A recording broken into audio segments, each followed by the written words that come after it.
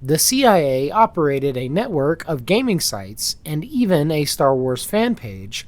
These sites were first discovered by the Iranian authorities and may be linked to the killing of various CIA sources in China over the period of 2010 to 2012. Next time you find yourself on a small niche game review website, there's a non-zero chance that it's actually a front for CIA operations.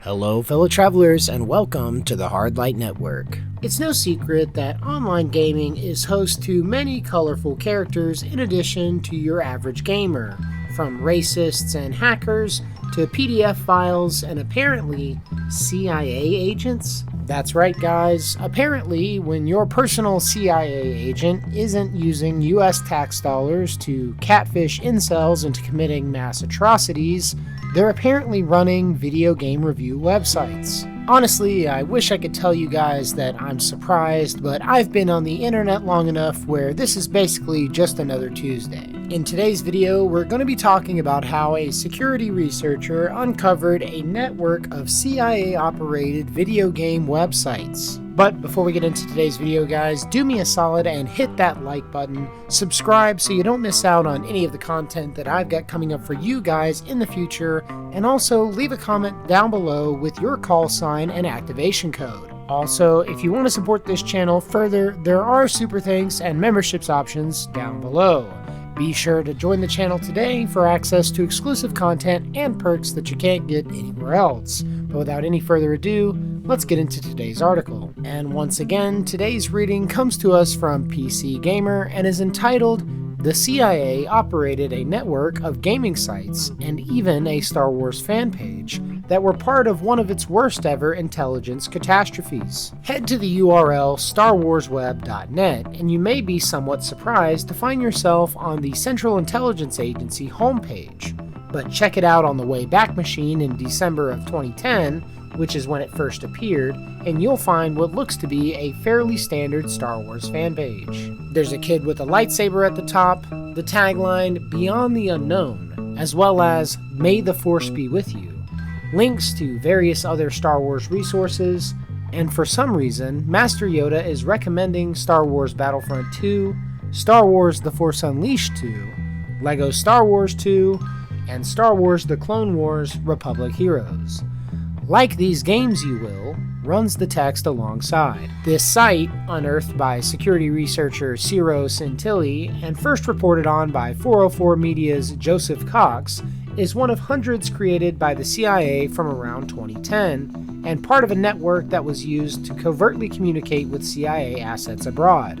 These sites were first discovered by the Iranian authorities and may be linked to the killing of various CIA sources in China over the period of 2010 to 2012. Santilli's research throws up much more than StarWarsWeb.net.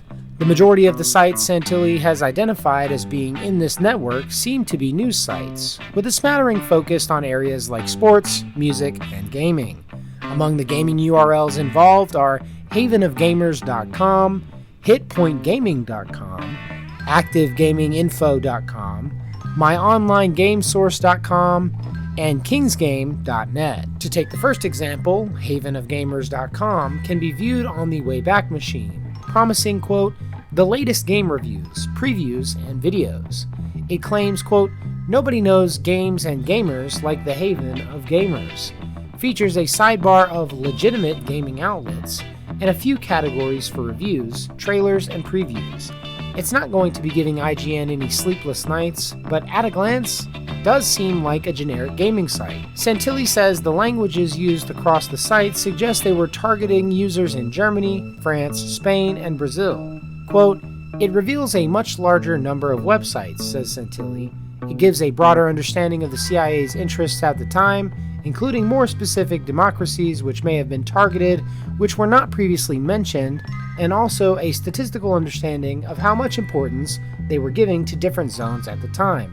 and unsurprisingly, the Middle East comes on top. The role of the websites was first brought to prominence by a Yahoo News report in November of 2018, which detailed the, quote, catastrophic compromise of the CIA's Internet Communications Network.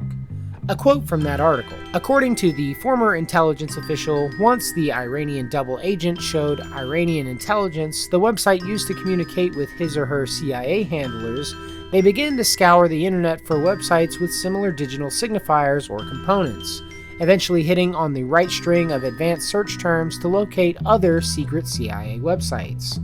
From there, Iranian intelligence tracked who was visiting these sites and from where, and began to unravel the wider CIA network. This is what would ultimately lead to the deaths of CIA sources, primarily in China 2011 and 2012. This investigation was followed up by a Reuters report in 2022, America's Throwaway Spies, which went into further detail on how individual CIA agents were exposed by the Iranians, and included the incredible revelation that the IP addresses for the CIA sites were sequential, meaning that once one was identified, it was easy to find others that belonged to the same network. Reuters identified 2 of the sites and described 7 more examples, which was the starting point for Santilli's research. Using data like the IP addresses and domains, Santilli has identified several hundred domains that he believes were part of the CIA's network. Quote, "We are now about 15 years past when these websites were being actively used, yet new information continues to drip out year after year," cybersecurity researcher Zach Edwards told 404 Media. The simplest way to put it, yes, the CIA absolutely had a Star Wars fan website with a secretly embedded communication system. And while I can't account for everything included in the research from Santilli, his findings seem very sound. Quote, "This whole episode is a reminder that developers make mistakes, and sometimes it takes years for someone to find those mistakes. But this is also not just your average developer mistake type of scenario." Santilli says it's good to have more content for people to look at, much like a museum. It's just cool to be able to go to the Wayback Machine and be able to see a relic spy gadget live in all its glory. Gamers do love a good conspiracy theory, but there appears little doubt that back in 2010, the CIA was operating and maintaining a network that included many gaming and nerd culture sites. It's undeniably weird to think about a cartoon Yoda being used in espionage, or some CIA spook using a front to say that they know games and gamers. And even more unsettling that these were some small part of an intelligence failure that undoubtedly led to dozens of deaths. So there you have it, guys. Next time you find yourself on a small niche game review website, there's a non-zero chance that it's actually a front for CIA operations. If you find yourself on the Wayback Machine checking out the Haven of Gamers website, you'll find a pretty run-of-the-mill site with most of the links on the homepage being dead. Some of the interesting featured links are gamers.com, Joystick, Addicting Games, and Strategy Informer. But whatever state secrets might have been hidden within the reviews on this website have pretty much been lost to time. And while there isn't much more to say on this topic, it's a pretty interesting footnote in both the history of the internet and gaming. But that's going to do it for this video, guys. Thank you so much to everybody who has watched up to this point. It was definitely an interesting topic to cover. If you like this video, leave a like, subscribe so you don't miss out on any of the content that I've got coming up for you guys in the future, and also leave a comment with your thoughts down below. I'll definitely be on the lookout for any more interesting topics like this one to cover in the future, but as always, thank you guys for watching. If you liked the video, leave a like, and until next time, love you guys, safe travels.